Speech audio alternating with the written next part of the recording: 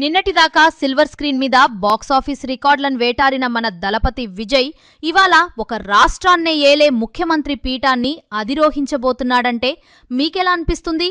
అస్సలు ఊహించని విధంగా తమిళనాడు పాలిటిక్స్లో ఒక భారీ సునామీ వచ్చేసింది. దశాబ్దాల కాలంగా రాష్ట్రాన్ని ఏలుతున్న ఆ ద్రవిడ దిగ్గజాల కోటలు విజయ్ ధాటికి ఎలా కూలిపోయాయి? ఎగ్జిట్ పోల్స్ అన్నీ తుస్సుమనిపోయి మన జననాయగన్ విజయ్ ఒక సింగిల్ కింగ్గా ఎలా అవతరించాడో చూస్తే ఎవరికైనా పిచ్చెక్కిపోవాల్సిందే. ఈరోజు మన వీడియోలో తమిళనాడు రాజకీయ చరిత్రను తిరగరాస్తూ విజయ్ ముఖ్యమంత్రి ఎలా అయ్యాడు, ఆయన బాల్యం ఏంటి, ఆయన ఎదుర్కొన్న వ్యక్తిగత వివాదాలు, ఆస్తుల లెక్కలు మరియు ఆయన కొత్త ప్రభుత్వం తమిళనాడు భవిష్యత్తును ఎలా మార్చబోతోంది అన్న ఆసక్తికరమైన విషయాలను ఈ వీడియోలో తెలుసుకుందాం. సో వీడియోని స్కిప్ చేయకుండా చివరి వరకు చూడండి.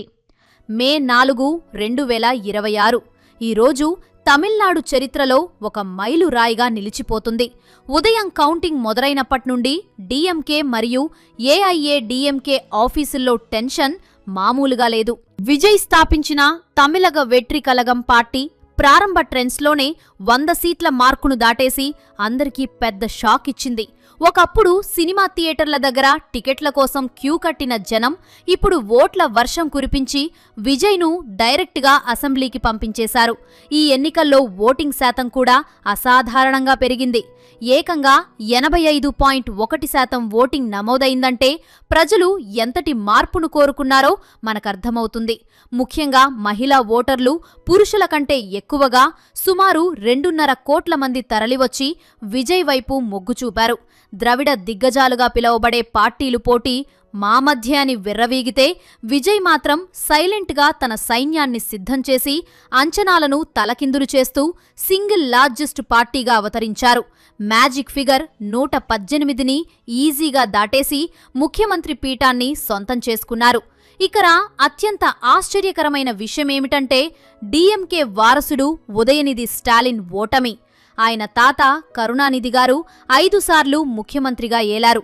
ఆయన తండ్రి స్టాలిన్ గారు ప్రస్తుత ముఖ్యమంత్రిగా ఉన్నారు. కానీ ఉదయనిధికి మాత్రం జనం గట్టిగా షాక్ ఇచ్చారు. తన సొంత నియోజకవర్గం చేపాక్లో ఆయన వెనుకబడి ఉండటం డీఎంకే వర్గాలను నివ్వెరపరిచింది. వారసత్వ రాజకీయాల ముద్ర మరియు విజయ్ వీపు మళ్లిన యువత ఓట్లు ఈ ఓటమికి ప్రధాన కారణాలుగా కనిపిస్తున్నాయి. మరోవైపు స్టాలిన్ గారు కూడా తన సొంత నియోజకవర్గం కొలత్తూరులో టీవీకే అభ్యర్థి విఎస్ బాబు కంటే వెనుకబడి ఉండటం రాజకీయ విశ్లేషకులను సైతం ఆశ్చర్యపరిచింది. విజయ్ కేవలం ఒక స్టార్గానే కాకుండా ద్రవిడ దిగ్గజాల మధ్య నలిగిపోతున్న ప్రజలకు ఒక ఆశా కిరణంలా కనిపించాడు. ఆయన 2 చోట్ల పోటీ చేశారు. ఒకటి పెరంబూర్, మరొకటి త్రిచి ఈస్ట్. ఈ 2 చోట్ల భారీ మెజారిటీతో గెలిచి తాను ఒక రియల్ మాస్ లీడర్ అని నిరూపించుకున్నారు. అయితే అసలు విజయ్ ఒక హీరోగా ఉండి ఇలా రాజకీయాల్లో ఎలా వచ్చాడు అనేది అందరికీ బాగా ఇంట్రెస్టింగ్గా మారింది. సో అసలు ఆయన కెరియర్ అండ్ పొలిటికల్ ఎంట్రీ అలాగే పర్సనల్ లైఫ్ ఏంటనేది తెలుసుకుందాం. నిజానికి విజయ్ ప్రయాణం అంత ఆషమాషిగా సాగలేదు. 1974లో చెన్నైలో జన్మించిన విజయ్ ప్రముఖ దర్శకుడు ఎస్ఏ చంద్రశేఖర్ కొడుకుగా ఇండస్ట్రీకి ఎంట్రీ ఇచ్చాడు. అయితే విజయ్ చిన్నతనంలోనే ఒక పెద్ద విషాదాన్ని ఎదుర్కొన్నాడు. ఆయనకు 2 ఏళ్ల వయసున్న చెల్లెలు విద్య ఉండేది. ఆమె చనిపోవడం విజయ్ జీవితాన్ని బాగా కుదిపేసింది. ఇప్పటికీ ఆమె పుట్టినరోజైన 0277 నంబర్ను తన కార్లన్నింటికీ వాడుతూ ఆమె జ్ఞాపకాలను పదిలపరుచుకుంటాడు. ఇక 1984లో చైల్డ్ ఆర్టిస్ట్గా పరిచయమైన విజయ్ హీరోగా ఎదగడానికి ఎంతో కష్టపడ్డాడు. మొదట్లో ఆయన లుక్స్ మరియు నటనపై భారీగా విమర్శలు వచ్చినా తండ్రి పట్టువదల్ని ప్రయత్నాల వల్ల స్టార్ హీరోగా ఎదిగాడు. అలా 1994లో రాసిగన్ సినిమాతో ఆయనకు ఇళయ దళపతి అనే బిరుదు వచ్చింది. అప్పట్నుండి వెనక్కి తిరిగి చూసుకోకుండా తమిళనాడులో టాప్ స్టార్గా ఎదిగాడు. ఇక విజయ్ రాజకీయ ప్రయాణం కూడా దాదాపు 15 ఏళ్ల క్రితమే పునాదులు వేసుకుంది. 2009లో ఆయన తన ఫ్యాన్ క్లబ్స్ను విజయ్ మక్కల్ ఇయక్కం అనే సామాజిక సేవా సంస్థగా మార్చినప్పుడే ఆయన రాజకీయ ఆలోచనలు బయటపడ్డాయి. అప్పట్నుండి చిన్నగా మొదలైన ఈ ప్రయాణం 2021 స్థానిక సంస్థల ఎన్నికల్లో 115 సీట్లు గెలవడంతో మరింత బలపడింది. ఇక 2024 ఫిబ్రవరిలో అధికారికంగా తమిళగ వెట్రి కళగం పార్టీని స్థాపించినప్పుడు ఆయన ఒక మాట చెప్పారు. సినిమా నా వృత్తి, రాజకీయం నా బాధ్యత అని. తన పార్టీ జెండాపై ఉన్న నినాదం పిరప్పోక్కుం ఎల్లా ఉయిర్కుం అంటే పుట్టుకతో అందరూ సమానమే అనే సిద్ధాంతాన్ని తన ఊపిరిగా మలుచుకున్నాడు. మీరెప్పుడైనా గమనించారా? ఒక సినిమా స్టార్ రాజకీయాల్లోకి వచ్చినప్పుడు ప్రజలు కేవలం గ్లామర్ చూసి ఓట్లు వేస్తారా, లేక వారి వెనక ఉన్న నిజాయితీని గమనిస్తారా? నిజానికి విజయ్ విషయంలో ఆయన గ్లామర్ కంటే ప్రజలతో ఆయనకున్న అనుబంధమే ఎక్కువ పనిచేసినట్లు కనిపిస్తోంది. విజయ్ తన పార్టీ సిద్ధాంతాలను చాలా స్పష్టంగా ప్రకటించారు. ఆయనది సెక్యులర్ సోషల్ జస్టిస్ సిద్ధాంతం, అంటే లౌకికవాదం మరియు సామాజిక న్యాయం. డిసెంబర్ 2025లో జరిగిన ఒక కార్యక్రమంలో ఆయన మాట్లాడుతూ తనను నమ్ముకున్న ప్రజలను కాపాడటమే తన ధర్మమని చెప్పారు. ఆయన ప్రచారంలో యువతకు ఉపాధి, అవినీతి రహిత పాలన వంటి అంశాలను బలంగా వినిపించారు. అయితే విజయ్ ఎదుర్కొన్న వ్యక్తిగత వివాదాల విషయానికి వస్తే రాజకీయం అంటేనే బురద చల్లడం కాబట్టి ఆయనను కూడా వదలలేదు. ముఖ్యంగా ఆయన భార్య సంగీతతో విడాకుల ప్రస్తావన సోషల్ మీడియాలో బాగా వైరల్ అయింది. సంగీత మరియు విజయ్ 1999లో పెళ్లి చేసుకున్నారు. వారికి సంజయ్ మరియు దివ్య అనే 2 పిల్లలున్నారు. కానీ ఇటీవల సంగీత విజయ్తో విడిపోయి లండన్ వెళ్లిపోయిందని, ఆమె విడాకుల కోసం పిటిషన్ కూడా వేసిందని వార్తలు వచ్చాయి. దీనికి కారణం విజయ్కి నటి త్రిషతో ఉన్న రిలేషన్ అని ప్రత్యర్థులు గట్టిగా ప్రచారం చేశారు. పైగా విజయ్ తన గెస్ట్ హౌస్ పక్కనే త్రిషకు ఒక ఖరీదైన గెస్ట్ హౌస్ కొనిచ్చాడని కూడా రూమర్స్ వచ్చాయి.